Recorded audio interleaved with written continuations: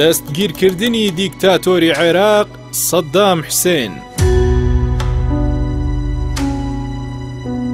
دوای 8 مانگ لە ڕوخانی حکوومەتی بەعس و لە بەرەبەیانی ڕۆژی سیانزەی کانونی یەکەمی ساڵی 2003 لە پرۆسەیەکی تایبەتدا بە ناوی بەرەبەیانی سوور، هێزەکانی ئەمریکا سەدام حوسێنی سەرۆکی دیکتاتۆری عێراقیان لە ناو چاڵێکدا لە کێڵگەیەکی کشتوکاڵی نزیکی پارێزگای تکریت لە ڕۆخی ڕووباری دیجلە کە دەکەوێتە باکووری شاری بەغدا دەستگیر کرد.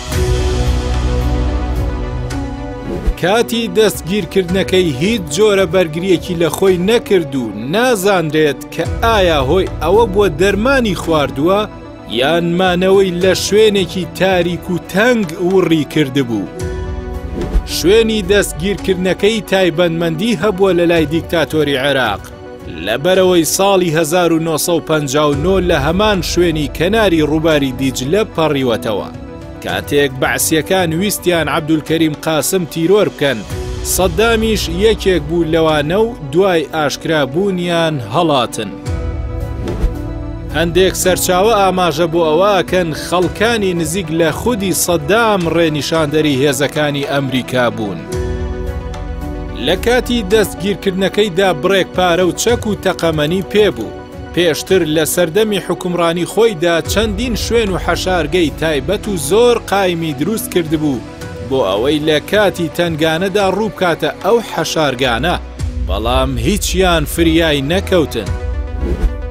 سەرڕایبوونی چەندین لیوای پاسەوانی کۆماری و زیاتر لە 1 ملیۆن بەناو فیدایی، بەڵام بەتەنیا و لە ناو حەشارگێکی زۆر تاریک و ناخۆشدا دەستگیر کرا.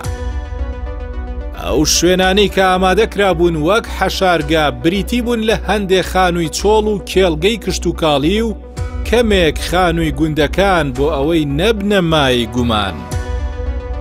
بە پێی هەندێک سەرچاوەی تایبەت، دیکتاتۆری عێراق بۆ ئەوەی پێی پێ نەبرێت زۆر شوێن گۆرچەی دەکرد و بە جۆرێک لە هیچ شوێنێک 2 ڕۆژ لەسەر یەک نەماوەتەوە. ئەو شوێنەش کەلەی دەستگیر کراوە ڕۆژی پێشتر بۆی هاتبوو. سەدام حوسێن ستەمی زۆری لە کورد کرد، کەچی چارەنووسی وابوو دوجار کەوتە زیندان و دادوەری کورد دادگایی بکات. سەرنجامیش دادوەری کورد سزای سێدارەی بەسەردا سەپاند و ماوەیەکی زۆری ژیانی لە بەندینخانە گوزەران. سەدام حوسێن چی مەینەتیەکی بەسەر خەڵکی عێراقدا هێنا بەسەر خۆیدا هاتەوە.